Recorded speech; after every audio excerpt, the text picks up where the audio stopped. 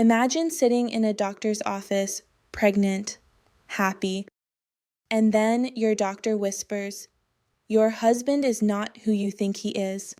That's exactly what happened to me. What started as a routine ultrasound became the day I discovered my entire marriage was a con. Watch till the end, and because the way the truth destroyed him, you'll be cheering. Subscribe right now for more stories where justice always finds a way. What would you do if you discovered the man sleeping next to you every night had spent $50,000 plotting to destroy your life? I'm about to tell you exactly what I did, and trust me, the ending will leave you speechless. My name is Daphne Wilson, and this is the story of how my perfect marriage turned into the most elaborate con I never saw coming. But here's the thing about trying to destroy a Wilson woman. We don't just survive, we make sure you regret ever trying. Picture this. I'm sitting in a doctor's office, 4 months pregnant, waiting for a routine ultrasound. My usual doctor was on vacation, so I was seeing Dr. Claire Brennan instead. Everything seemed normal until she opened my file, saw my husband's name, and her hands started trembling.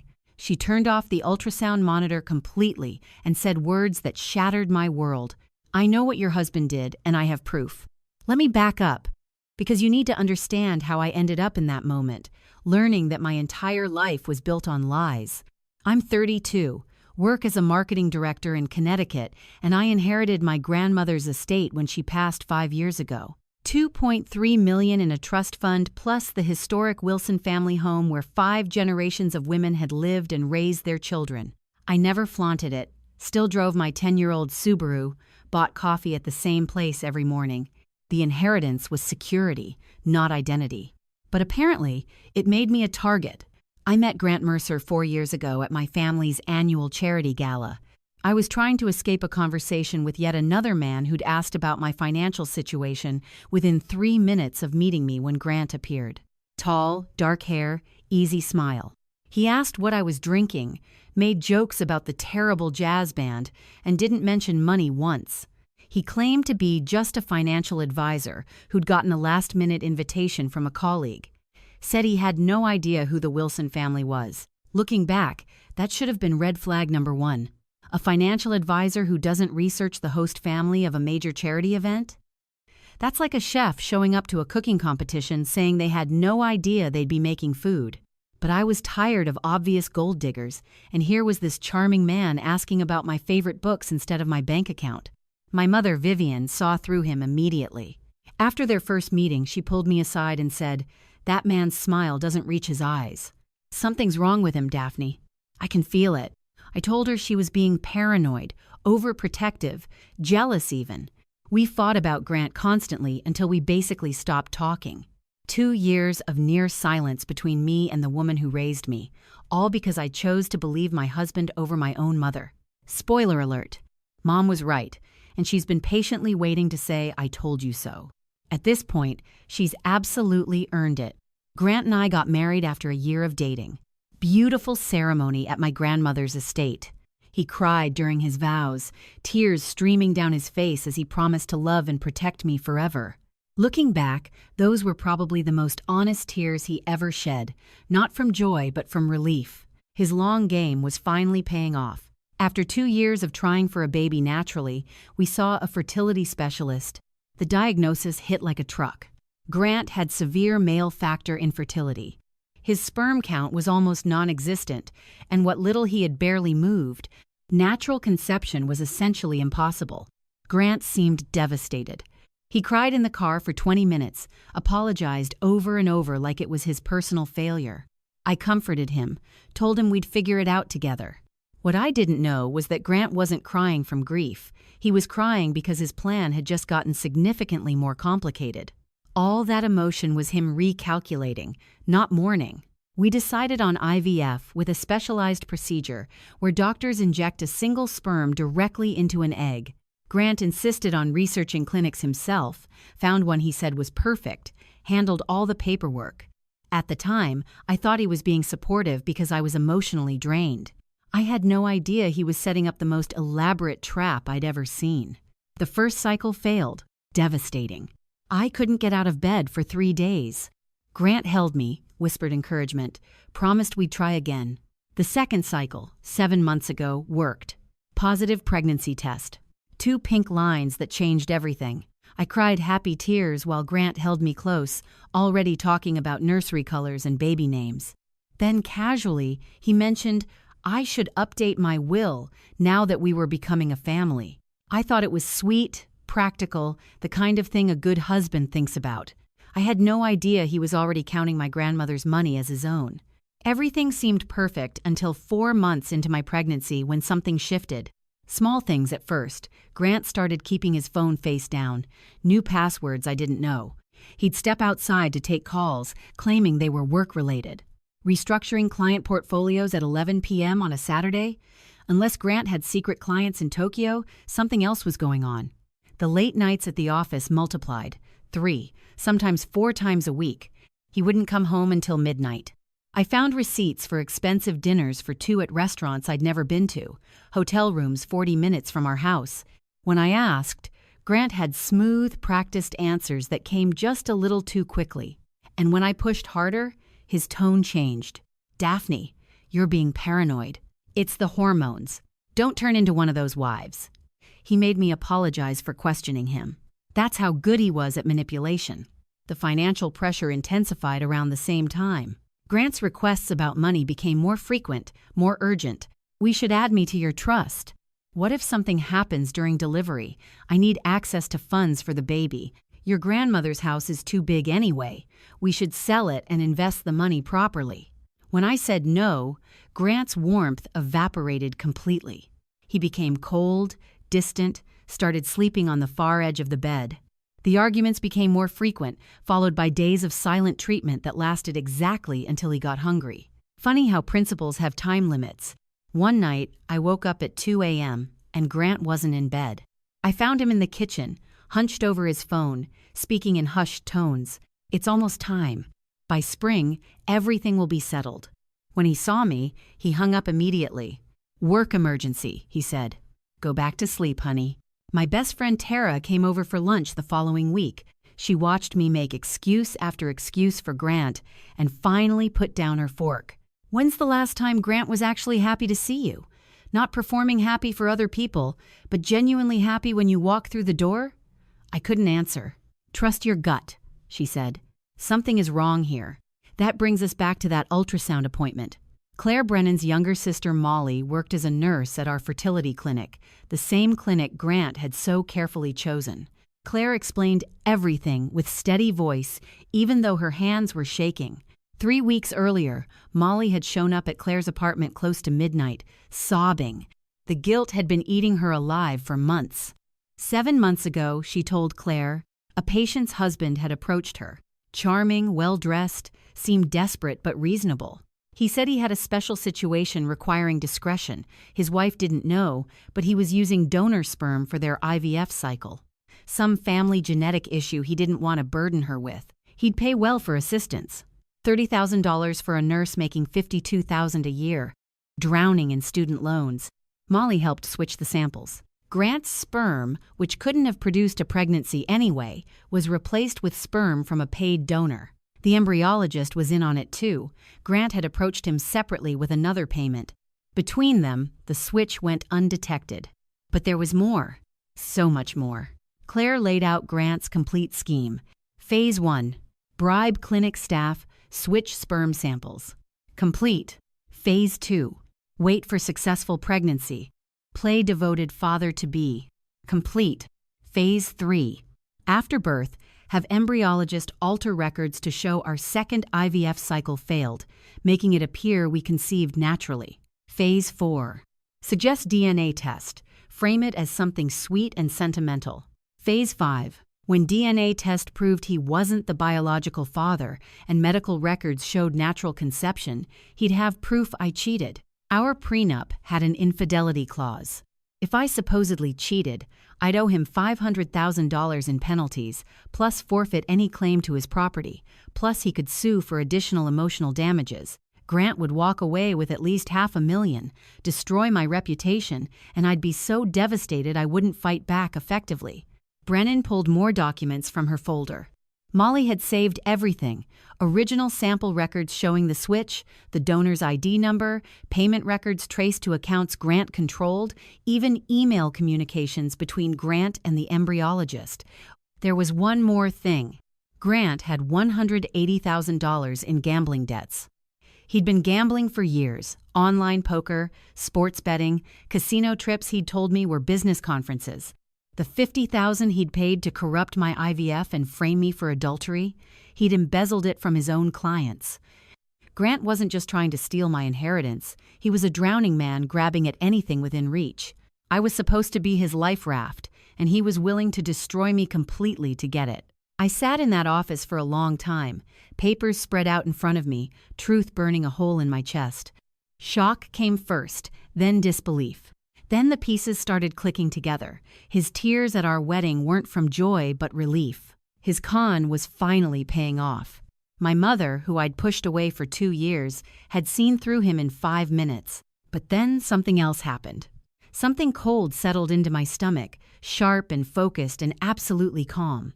He thought I was stupid. He'd built this scheme on the assumption I would crumble when his trap sprung.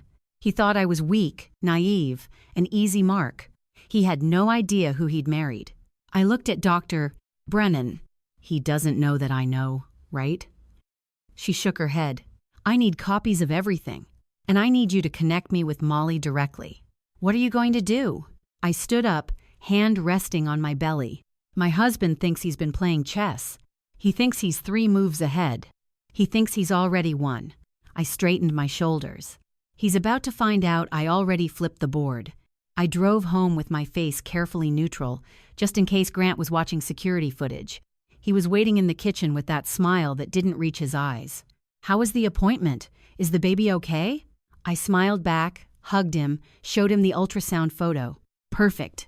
Everything's absolutely perfect. I deserved an Oscar for that performance. I smiled at him over dinner while mentally calculating his bail amount. I asked about his day while picturing him in an orange jumpsuit. I even laughed at his terrible joke about baby names and apologized for being paranoid lately, blaming the hormones, using his own excuse against him.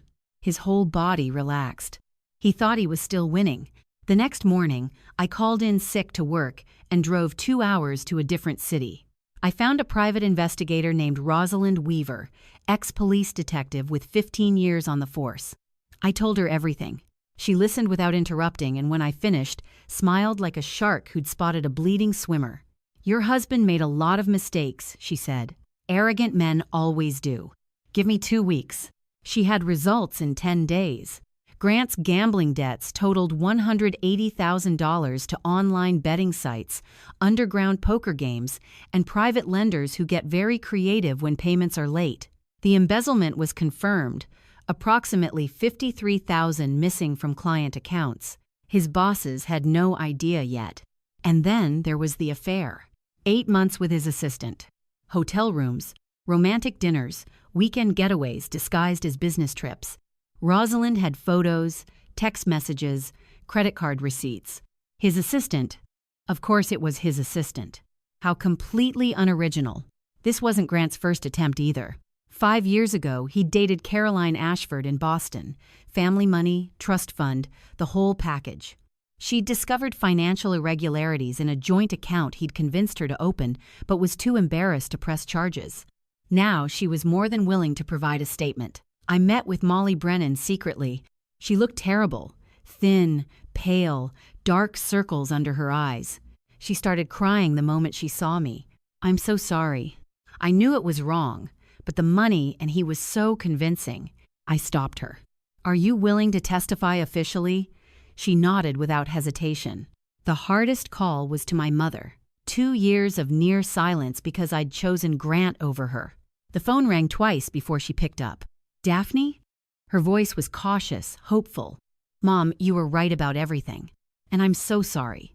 I braced myself for the "I told you so" she'd earned. Instead, she said, "What do you need, sweetheart?" That broke me more than anything else. The people who really love you don't need to be right, they just need you to be okay. Within 48 hours, my mother had connected me with the best divorce lawyer in Connecticut and a prosecutor who specialized in fraud cases. My lawyer was Sandra Kowalski, looked like someone's sweet grandmother but was a shark in a cardigan. She reviewed everything and smiled. Your husband is facing fraud, conspiracy, and embezzlement charges. The prenup works in your favor now because he's the one who's been cheating. 6 weeks after that ultrasound appointment, I suggested to Grant that we throw a celebration, a baby moon party at my grandmother's estate. His eyes lit up like Christmas morning. More witnesses to his devoted husband performance. More people who'd feel sorry for him later when his wife was exposed as a cheater. That's a wonderful idea, he said, kissing my forehead. Let me help plan everything. No. You've been working so hard with all those late nights at the office. Let me handle the party. You just show up and enjoy it. He had no idea my version of handling everything included police officers waiting in the guest house, my lawyer stationed near the bar, Derek Sykes ready to testify, and every piece of evidence organized in folders, the Wilson family estate in late spring. My grandmother's gardens in full bloom, white tents on the back lawn, champagne chilling in silver buckets, 50 guests in their Sunday best. Grant was in his absolute element, working the crowd like a politician. His hand kept finding my belly for photos, playing the devoted father-to-be. Around 3 o'clock, Grant did exactly what I knew he would. He'd been dropping hints for weeks about wanting to celebrate fatherhood with a DNA test, frame the results in the nursery. At the party, he brought it up loudly, making sure plenty of people could hear. You know what we should do, honey?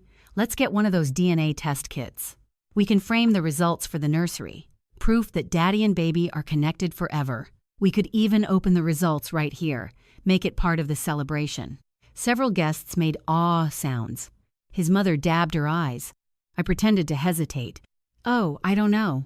Come on, it'll be amazing. What do you think, everyone? Instead of pulling out a DNA kit, I walked toward the small platform near the fountain and picked up the microphone. Grant smiled up at me from the crowd, already rehearsing his shocked, devastated face. Thank you all for coming today. This party is supposed to be about celebration, about family, about truth. My husband said he wanted to reveal something special today, so I'm going to help him do exactly that. His smile flickered, the first crack in his performance. I reached under the podium and pulled out a folder. 3 months ago, I learned something about my husband that changed everything I thought I knew about my marriage. I want to share it with all of you because Grant is right. This should be about truth. Grant's smile was frozen now. I held up the first document. These are the records from our fertility clinic, the original records before anyone had a chance to alter them. These records show that my husband bribed 2 clinic employees to switch his sperm sample with donor sperm. He paid $30,000 to a nurse, $20,000 to an embryologist, and $15,000 to Derek Sykes. I gestured toward the edge of the crowd where Derek stepped forward. To provide the sperm used to conceive my child without my knowledge or consent. Gasps rippled through the crowd. Someone dropped a champagne glass. My husband's plan was simple. Wait until our child was born, demand a DNA test, and when results proved he wasn't the biological father, which he already knew would happen, he would accuse me of having an affair. Our prenup has an infidelity clause. If I had supposedly cheated, I would owe him $500,000. Grant found his voice, strangled and desperate. Daphne, honey, this is insane. It's the pregnancy hormones. You're not thinking clearly. I'm not finished. My voice was ice. In addition to bribing the fertility clinic, my husband embezzled approximately $50,000 from his clients to fund this scheme. I looked at Grant's boss near the bar. His firm is now investigating. My husband also has $180,000 in gambling debts, and for the past 8 months, he's been having an affair with his assistant. I displayed the photographs. Nothing explicit, just romantic enough to leave no doubt. Grant's mother made a sound like she'd been punched. This wasn't even his first attempt. 5 years ago in Boston, he targeted another woman with family money. She's provided a statement to investigators. Grant's champagne glass slipped from his fingers and exploded on the patio. Those are lies. He stammered. She's making this up. She's mentally unstable. Grant. His own mother's voice cut through the noise, quiet but sharp. Is any of this true? He turned to face her, opened his mouth to deny everything. Nothing came out. Molly Brennan stepped forward. I'm the nurse he bribed. I have documentation of everything. I've already given my statement to police. Derek spoke up next. He paid me $15,000 and told me it was a private arrangement. I had no idea I was part of fraud until Mrs. Wilson's investigator contacted me. Then 2 police officers stepped out from the guest house, walking calmly across the lawn. Grant Mercer, you're under arrest for fraud, conspiracy, and embezzlement. You have the right to remain silent. They handcuffed him right there in front of everyone. His mother was sobbing. His father refused to look at him. As they walked him toward the police car, Grant tried one last manipulation. "Daphne, please. We can work this out. I made mistakes, but I love you. Think about our baby, our family." I looked at the man I'd shared my life with for 3 years, the man who'd stood at an altar promising to love and protect me while calculating how much he could steal. "You're absolutely right, Grant. We just worked it out." Grant was denied bail, flight risk. His affair partner resigned the morning after the party, didn't even clean out her desk. The woman from Boston came forward publicly. Grant's firm filed their own criminal charges for the missing funds. The divorce was finalized in record time. The prenup's infidelity clause worked in my favor now. He was the one who'd been unfaithful. Not that he had anything to give anyway. Every asset he claimed was either borrowed, stolen, or imaginary. The criminal case moved quickly. Molly testified. The embryologist cooperated. Derek provided his statement. The paper trail Grant thought he'd hidden wasn't hidden at all. Fraud, conspiracy, embezzlement, each charge stuck. His parents stopped coming to court after the first week. Grant Mercer would spend the next several years in prison. When he got out, he'd have nothing. No money, no career, no family, no future targets who wouldn't find his criminal record with a simple search. The trap he'd built so carefully had snapped shut on his own neck. My baby was born 4 months after the party, healthy, perfect, absolutely innocent.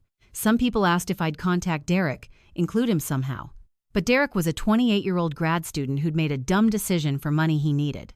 He wasn't ready to be a father, didn't want to be, and I didn't need him to be. My child would have me, would have my mother finally back in my life, would have the entire Wilson family legacy my grandmother built over decades. I learned that family isn't about DNA or blood tests or genetic matches. Family is about who shows up, who stays, who chooses you every single day. My mother chose me when I didn't deserve it. I chose my baby when circumstances were complicated. That's what family actually means. My mother and I have lunch every week now, making up for 2 lost years. She never said I told you so. When I asked why, she smiled. Because watching you take down that man was more satisfying than any 4 words could ever be. 3 weeks after the party, I sat in my grandmother's kitchen, my kitchen now, in the house Grant had coveted so desperately. Sunlight poured through windows that had watched 4 generations of Wilson women live their lives. I made myself chamomile tea, my grandmother's recipe, her favorite brand. Outside, the gardens were in full bloom, roses my grandmother planted as a young bride, hydrangeas added when my mother was born, the lavender border I'd helped plant when I was 10. I put my hand on my belly, felt the baby move. Grant had tried to take everything from me, my money, my reputation, my future, my peace. All he actually did was show me exactly how strong I'd always been. My grandmother used to say, "Wilson women don't break. We bend, we adapt, we survive. And when someone tries to burn us down, we rise from the ashes and build something better." Grant thought he'd married an easy target. He married a Wilson. And now he had plenty of time in a prison cell to think about that mistake. Some people spend their whole lives waiting for karma to arrive. I was lucky. I got to deliver mine in person, with documentation in front of 50 witnesses.